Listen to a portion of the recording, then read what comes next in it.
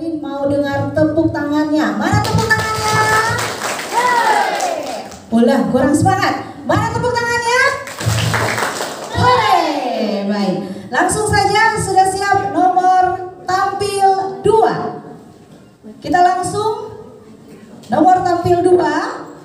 Adik Leni Susanti Latuheru dari SD IPS Angkasa dengan judul cerita Marta Christina Tia Hahu.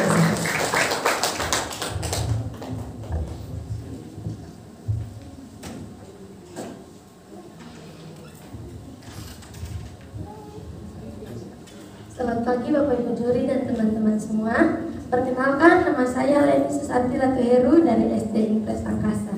Hari ini saya akan bercerita tentang tokoh pahlawan wanita dari Maluku, Marta Christina Tia Hahu. Teman-teman sudah pernah belum mendengar nama pahlawan wanita ini? Sudah pernah dengar tapi belum tahu cerita kepahlawanannya dalam membela NKRI dari penjajahan Belanda kan? Yuk simak cerita saya. Marta Christina Tia Hahu lahir di Nusa Laut Maluku 4 Januari 1800. Ayahnya adalah seorang kapitan bernama Paulus Tia Hahu dan ibunya bernama Sina. Jadi Marta Christina memiliki darah kapitan dari ayah dan ibunya.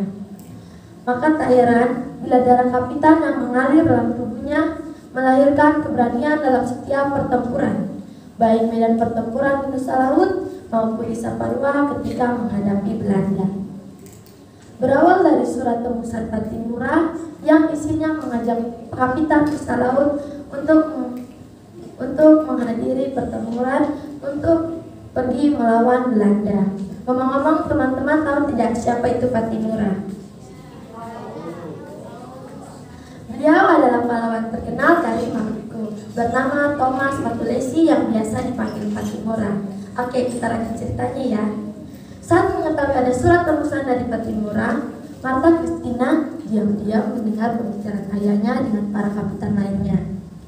Kemudian ketika melihat ayahnya bersiap untuk pergi menghadiri pertemuan di Saparua, ia memohon kepada ayahnya untuk ikut menghadiri pergi ke Saparua.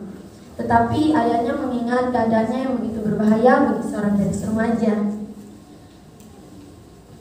Sampai 3 kali Paulus Tia Hahu menolak permintaan putrinya, tetapi gadis belia itu tetap saja memohon kepada ayahnya, hingga sang ayah meloloskan permintaannya. Dalam pertemuan di Saparua, ketika Paulus Tia Hahu diberikan kesempatan untuk berbicara, ia mengemukakan tanggapan dan sikapnya terhadap penjajah Belanda dan permintaan sebagai berikut. Thomas, raja-raja dan orang kaya, saya berkeberatan terhadap pemerintah Belanda yang sewenang-wenang terhadap rakyat. Oleh karena itu, saya akan ikut pergi menghadiri dan ikut pergi melawan Belanda. Hanya ada satu permintaan, yaitu izinkan putri saya, Marta Christina, untuk ikut mendampingi saya dalam medan pertempuran. Ia telah memohon dengan sangat agar diperbolehkan ikut pergi ke Saparua. Thomas Matulesi pun mengizinkan Marta Christina untuk ikut pergi ke medan pertempuran. Marta Christina berbaris dalam barisan pejuang. Di mana ayahnya berada, di situ pula terdapat Marta Christina yang berdiri memegang pedang dan tombak. Rambutnya yang hitam berombak ia biarkan terurai sebagai semboyan. Rambutnya tidak akan diikat rapi sebelum dicuci oleh darah-darah dari musuhnya. Gadis belia ini bukan saja mengangkat senjata, tetapi juga menggelorakan semangat kepada kaum wanita untuk ikut mendampingi kaum pria dalam setiap pertempuran. Bahkan ketika senjata api kehabisan mesiu, ia menggunakan batu untuk menggempur musuh. Singkatnya, pertempuran di Ulat dan O menjadi pertempuran yang luar biasa. Mayor Mayer, sang pemimpin pasukan Belanda, tewas di pertempuran tersebut. Kemudian karena pemimpin pasukan Belanda tewas di pertempuran tersebut, Belanda melakukan serangan bertubi-tubi dengan menghujani Ulat dan O dengan peluru-peluru, hingga rakyat kehabisan peluru dan hanya dapat bertahan dengan kelewang-kelewang terhunus. Hingga rakyat pun mundur dan jatuhlah kubu pertahanan yang terakhir di Lease. Pada saat itu, pemimpin pasukan seperti Maulus Tiahahu, Thomas Matulesi, Martha Christina Tiahahu, dan kapitan-kapitan usaha laut pun ditangkap. Pada saat itu, divonis hukuman mati dan ada yang dikerja paksakan di kebun kopi. Hanya Martha Christina yang dibebaskan karena umurnya yang masih terlalu muda. Paulus Tiahahu dan kapitan lainnya pun divonis hukuman mati. Saat melepaskan Martha Christina, Belanda pun menyadari bahwa Martha Christina yang berketurunan kapitan, pengaruhnya terhadap penduduk sangat besar hingga dapat mengancam kedudukan Belanda. Akhirnya, penjajah Belanda pun kembali menangkap Martha Christina dan membuangnya untuk kerja paksa di kebun kopi.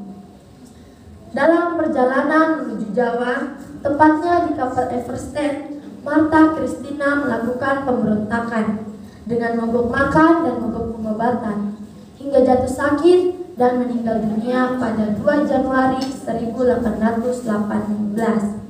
Jenazah Sang Mutiara Nusa Laut tersebut dibuang ke Laut Banjar. Pada 1969, pemerintah menetapkan Martha Christina Tiahahu untuk menjadi pahlawan nasional. Berkat pengorbanan dan jasanya, pemerintah Maluku membuat monumen untuk mengenang jasa beliau.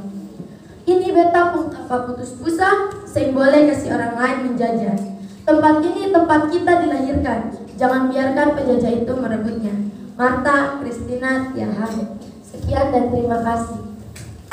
Iya, kita tepuk tangan adik Lady Susanti Latuheru.